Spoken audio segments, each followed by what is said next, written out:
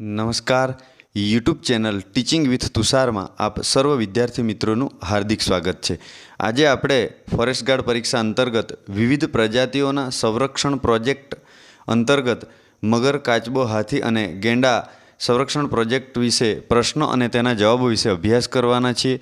તે પહેલાં જો તમે અમારી ચેનલની અંદર નવા હોય તો હમણાં જ અમારી ચેનલને સબસ્ક્રાઈબ કરો અને બેલ આઇકોન દબાવો, જેથી આવનાર તમામ વિડીયોની નોટિફિકેશન સૌથી પહેલાં તમને મળી જાય. ચાલો તો અભ્યાસ કરીએ. સંરક્ષણ પ્રોજેક્ટ અંતર્ગત મગર, કાચબો અને હાથી અને ગેંડા પરિયોજનાના પ્રશ્નો અને તેના જવાબો વિશે ચર્ચા. તો જોઈએ પહેલો પ્રશ્ન શું છે. વિશ્વ મગર દિવસ ક્યારે ઉજવવામાં આવે છે? તો કે વિશ્વ મગર દિવસ ઉજવવામાં આવે છે 17 જૂનના રોજ. ક્યારે ઉજવવામાં આવે છે? 17 જૂન. વિશ્વ મગર દિવસ. પ્રશ્નનો જવાબ આવશે 17 જૂન. નેક્સ્ટ જોઈએ ક્વેશ્ચન નંબર 2. ભારતમાં મગર સંરક્ષણ પ્રોજેક્ટ ક્યારે શરૂ કરવામાં આવ્યો? મગર સંરક્ષણ પ્રોજેક્ટ શરૂ કરવામાં આવ્યો વર્ષ 1975ની અંદર મગર સંરક્ષણ પ્રોજેક્ટ શરૂ કરવામાં આવ્યો છે ભારતની અંદર. પ્રશ્ન નંબર 2નો રાઈટ આન્સર આવશે વર્ષ 1975.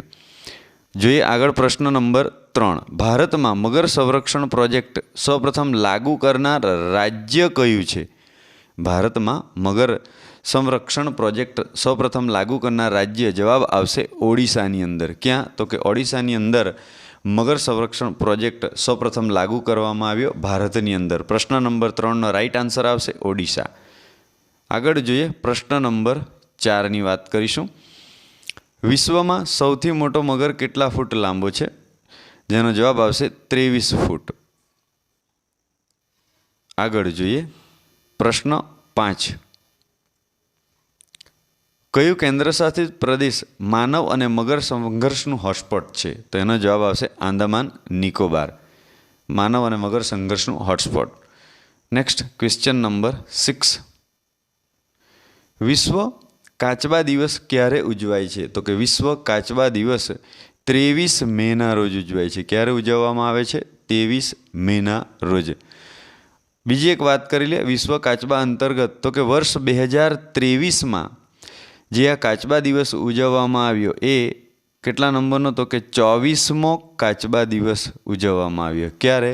વર્ષ 2023માં વિશ્વ કાચબા દિવસ 24મો કાચબા દિવસ ઉજવવામાં આવ્યો. પ્રશ્ન આ પ્રમાણે પૂછાય તો પણ આપણને ધ્યાન રહી જાય. વર્ષ 2023 અંતર્ગત 24મો કાચબા દિવસ ઉજવવામાં આવ્યો. તો કે વિશ્વ કાચબા દિવસ ક્યારે ઉજવાય? 23 મેના રોજ. નેક્સ્ટ જોઈએ પ્રશ્ન નંબર 7. વિશ્વ દરિયાઈ કાચબા દિવસ. તો એનો જવાબ આવશે 16 જૂન. શું જવાબ આવશે? 16 જૂન અંતર્ગત વિશ્વ દરિયાઈ કાચબા દિવસ ઉજવાય. આગળ વાત કરીએ. નેક્સ્ટ ક્વેશ્ચન જોઈએ પ્રશ્ન નંબર 8ની વાત કરીશું. હવે ગંગા નદીને સ્વચ્છ કરવા માટે કયા પ્રાણીને છોડવામાં આવ્યા? ગંગા નદીને સ્વચ્છ કરવા માટે કાચબા છોડવામાં આવ્યા. શું છોડવામાં આવ્યા? તો કે કાચબા ગંગા નદીની અંદર છોડવામાં આવેલ છે. ધ્યાન રાખીશું. નેક્સ્ટ જોઈએ પ્રશ્ન નંબર 9ની વાત કરીએ. ગંગા નદીમાં કાચબાઓની કેટલી પ્રજાતિ મળી આવે છે? તો કે 13 જેટલી પ્રજાતિઓ. ગંગા નદીમાં કાચબાઓની કેટલી પ્રજાતિઓ મળી આવે? તો કે 13 જેટલી. નેક્સ્ટ ક્વેશ્ચન પ્રશ્ન નંબર 10. લીલો કાચબો IUCN કઈ શ્રેણીમાં આવે છે? તો કે લીલો કાચબો IUCNની જોખમની શ્રેણીમાં. જોખમમાં છે લીલો કાચબો. નેક્સ્ટ જોઈએ હવે પ્રશ્ન નંબર 11ની વાત કરીશું. જોઈએ પ્રશ્ન 11 શું છે. વર્ષ 2013 અંતર્ગત ઓડિશાના દરિયા કિનારે ભારતીય તટરક્ષક દળ અને ઓડિશાના વન વિભાગના સહયોગથી કાચબાના ગેરકાયદેસર શિકારને અટકાવવા કયું ઓપરેશન હાથ ધરાયું? 2013 અંતર્ગત ઓડિશાના દરિયા કિનારે ભારતીય તટરક્ષક દળ અને વન વિભાગના સહયોગથી કાચબાના ગેરકાયદેસર શિકારને અટકાવવા માટે જે ઓપરેશન હાથ ધરાયું તે ઓપરેશનનું નામ છે ઓપરેશન ઓલિવર. શું જવાબ આવશે? Oliver operation. પ્રશ્ન નંબર 11નો right answer operation Oliver. Next જોઈએ પ્રશ્ન નંબર 12. હાથબ કાચબા ઉછેર કેન્દ્ર ક્યાં આવેલ છે? તો કે હાથબ કાચબા ઉછેર કેન્દ્ર કયા જિલ્લામાં આવેલું છે? તો જવાબ આવશે ભાવનગર જિલ્લો. કયો જિલ્લો આવશે? ભાવનગર જિલ્લો. હાથબ કાચબા ઉછેર કેન્દ્ર સાથે સંકળાયેલો જિલ્લો છે ભાવનગર જિલ્લો. નેક્સ્ટ જોઈએ પ્રશ્ન નંબર 13ની વાત કરીશું. હવે જોઈએ 13મો પ્રશ્ન. ગુજરાતમાં મરીન નેશનલ પાર્ક ના કયા જિલ્લામાં કાચબાનો કૃત્રિમ રીતે ઉછેર કરવામાં આવે છે? કાચબાઓનો કૃત્રિમ રીતે ઉછેર કરવામાં આવતો હોય એ જિલ્લો, તો એ જવાબ આવશે દેવભૂમિ દ્વારકા. શું આવશે? દેવભૂમિ દ્વારકા. ગુજરાતમાં મરીન નેશનલ પાર્કના કયા જિલ્લામાં કાચબાનો કૃત્રિમ રીતે ઉછેર કરવામાં આવે? જવાબ આવશે દેવભૂમિ દ્વારકા. જોઈએ નેક્સ્ટ પ્રશ્ન નંબર 14ની વાત કરીએ. વર્ષ 1975માં ઓડિશા સરકાર દ્વારા કયા અભયારણ્ય ખાતેથી કાચબા સંરક્ષણ પરિયોજનાની શરૂઆત કરવામાં આવી? વર્ષ 1975ની અંદર ઓડિશા સરકાર દ્વારા કયા અભયારણ્ય ખાતેથી કાચબા સંરક્ષણ પરિયોજનાની શરૂઆત કરવામાં આવી? જવાબ આવશે કટક જિલ્લાના ભીતરકણિકા અભયારણ્ય દ્વારા. કયા અભયારણ્ય દ્વારા કાચબા સંરક્ષણ પરિયોજનાની શરૂઆત કરવામાં આવી? તો કે કટક જિલ્લાના ભીતરકણિકા અભયારણ્ય દ્વારા. કટક જિલ્લાના ભીતરકણિકા અભયારણ્ય. પ્રશ્ન નંબર 14નો રાઈટ આન્સર. નેક્સ્ટ જોઈએ 15. હાથીનું વૈજ્ઞાનિક નામ શું છે? હાથીનું વૈજ્ઞાનિક નામ આવશે એલિફસ મેક્સિમસ. શું જવાબ આવશે? એલિફસ મેક્સિમસ હાથીનું વૈજ્ઞાનિક નામ. નેક્સ્ટ જોઈએ હવે પ્રશ્ન નંબર આગળ વાત કરીશું. 16મો પ્રશ્ન. હાથીનો ગર્ભકાળની વાત આવે તો હાથીનો ગર્ભકાળ જવાબ આવશે 22 મહિના. શું જવાબ આવશે? 22 મહિના. નેક્સ્ટ જોઈએ પ્રશ્ન નંબર 17. વિશ્વ હાથી દિવસ ક્યારે ઉજવવામાં આવે છે? તો કે વિશ્વ હાથી દિવસ 12 ઓગસ્ટ. ક્યારે ઉજવવામાં આવે? 12 ઓગસ્ટના રોજ વિશ્વ હાથી દિવસ ઉજવવામાં આવે છે. પ્રશ્ન નંબર 17નો રાઈટ આન્સર આવશે 12 ઓગસ્ટ. નેક્સ્ટ પ્રશ્ન 18. હાથી પરિયોજનાની શરૂઆત ક્યાંથી કરવામાં આવી? હાથી પરિયોજનાની શરૂઆત ઝારખંડના સિંહભૂમ જિલ્લાથી. આગળ જોઈએ પ્રશ્ન નંબર 19ની વાત કરીશું હવે.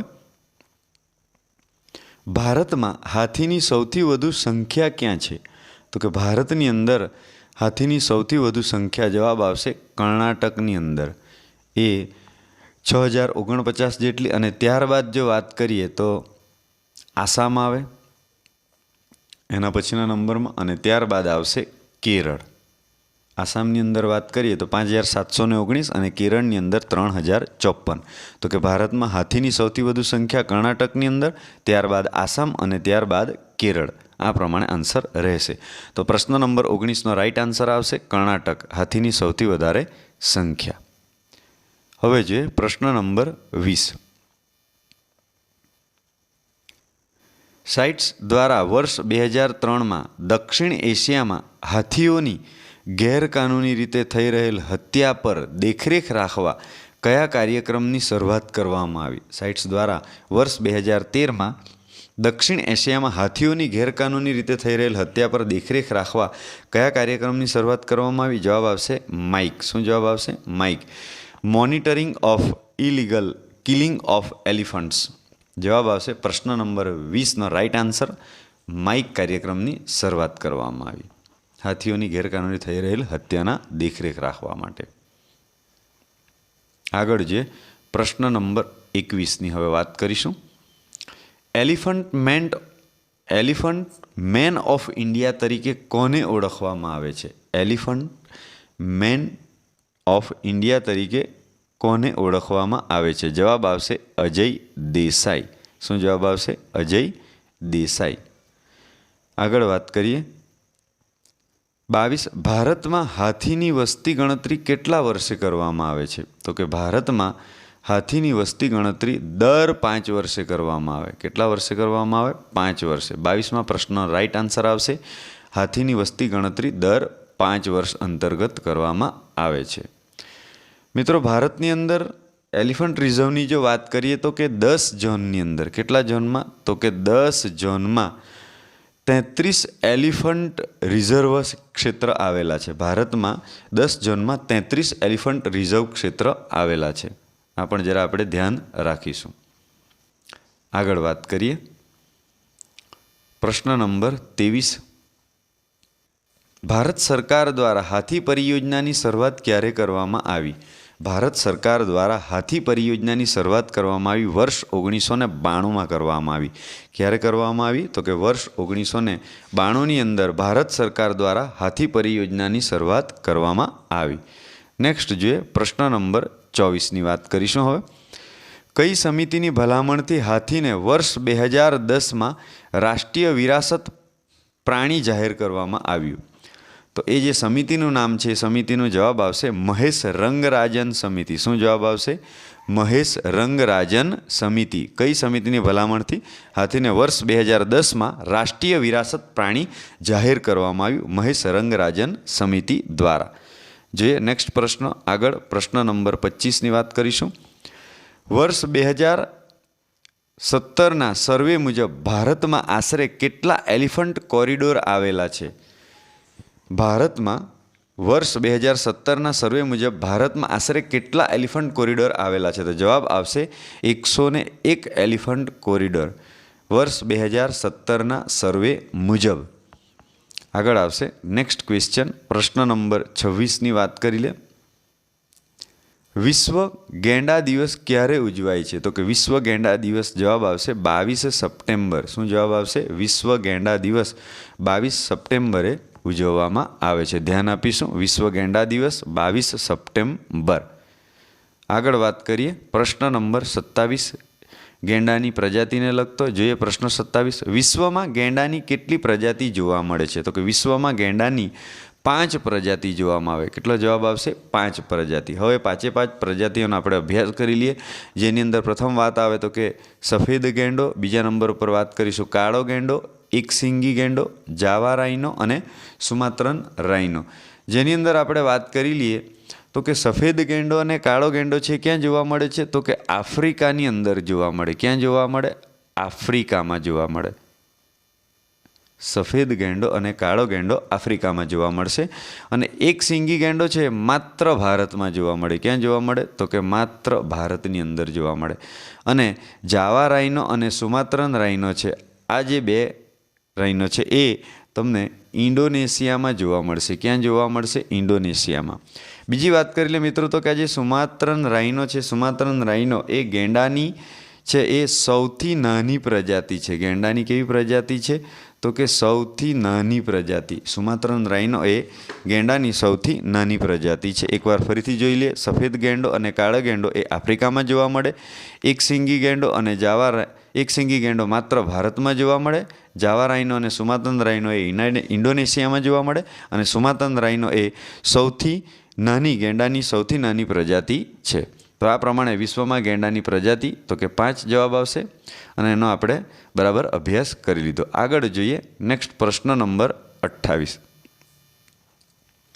એશિયામાં કેટલા પ્રકારના ગેંડા જોવા મળે છે? એશિયામાં કેટલા પ્રકારના ગેંડા જોવા મળે? તો કે 3 પ્રકારના જોવા મળે. આગળ વાત કરીએ પ્રશ્ન નંબર 29. એશિયાઈ ગેંડાઓને બચાવવા માટે કેટલા દેશોએ New Delhi declaration on Asian rhinos 2019 પર હસ્તાક્ષર કર્યા હતા? એશિયાઈ ગેંડાઓને બચાવવા માટે કેટલા દેશોએ New Delhi declaration on Asian rhinos 2019 પર હસ્તાક્ષર કર્યા હતા? જવાબ આવશે 5 દેશોએ. ભારત, ભૂટાન અને નેપાળ. 3 અક્ષરના નામ ભારત, ભૂટાન અને નેપાળ. અને આ મલેશિયા અને ઇન્ડોનેશિયા, આ 2 દેશો બીજા. એટલે ટોટલ આમ 5 દેશો આવશે. ભારત, ભૂટાન, નેપાળ, મલેશિયા અને ઇન્ડોનેશિયા એશિયાઈ ગેંડોને બચાવવા માટે New Delhi declaration of Asian rhinos 2019 પર હસ્તાક્ષર કર્યા. આગળ વાત કરીએ પ્રશ્ન નંબર 30. જોઈએ પ્રશ્ન 30.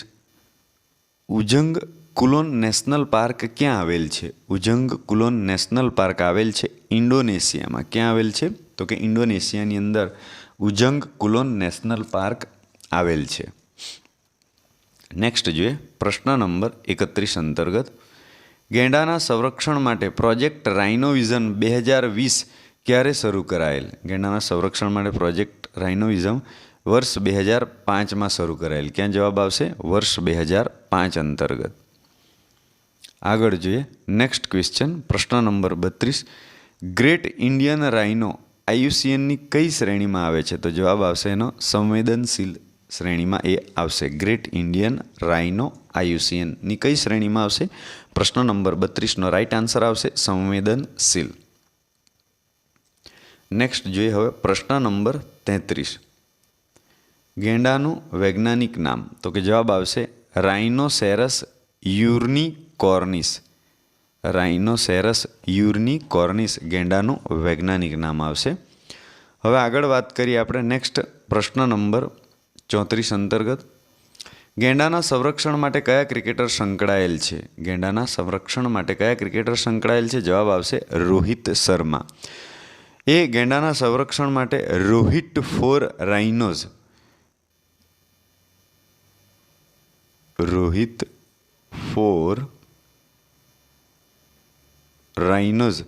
અભિયાન શરૂ કર્યું. શું જવાબ આવે? અભિયાન શરૂ કર્યું. આ ખાસ ધ્યાન રાખીશું આપણે. ગેંડાના સંરક્ષણ માટે રોહિત શર્મા રોહિત ફોર રાઇનોઝ અભિયાન શરૂ કરેલ. આગળ જોઈએ નેક્સ્ટ પ્રશ્ન નંબર 35. આપણા આ વિડીયોનો છેલ્લો પ્રશ્ન નંબર 35. ગેંડાના શિકારના કારણે તેની સંખ્યામાં ઘટાડો થયો તે માટે એક સિંગી ગેંડા પરિયોજના કયા વર્ષમાં શરૂ કરવામાં આવી? ગેંડાના શિકારના કારણે તેની સંખ્યામાં ઘટાડો થયો તે માટે એક સિંગી ગેંડા પરિયોજના કયા વર્ષમાં શરૂ કરવામાં આવી? તો કે જવાબ આવશે વર્ષ 1987માં. ગેંડાના શિકારના કારણે તેની સંખ્યામાં ઘટાડો થયો અને સંરક્ષણ માટે જે પરિયોજના શરૂ કરવામાં આવી એક સિંગી ગેંડા પરિયોજના એ વર્ષ 1987માં શરૂ કરવામાં આવી હતી. તો આ પ્રમાણે આજે આપણે વિવિધ પ્રજાતિઓમાં મગર, કાચબો, હાથી અને ગેંડા સંરક્ષણ પ્રોજેક્ટના આધારિત કેટલાક પ્રશ્નો અને તેના જવાબો વિશે ચર્ચા કરી. તો આવી જ માહિતી મેળવવા માટે અમારી સાથે જોડાયેલા રહો. અમારી ચેનલને સબસ્ક્રાઈબ કરો, વિડીયોને લાઇક કરો અને સ્પર્ધાત્મક પરીક્ષાની તૈયારી કરતા તમારા મિત્રને શેર કરો. નવા વિડીયોમાં ફરી મળીશું. ત્યાં સુધી જય હિન્દ, વંદે માતરમ, ભારત માતા કી જય.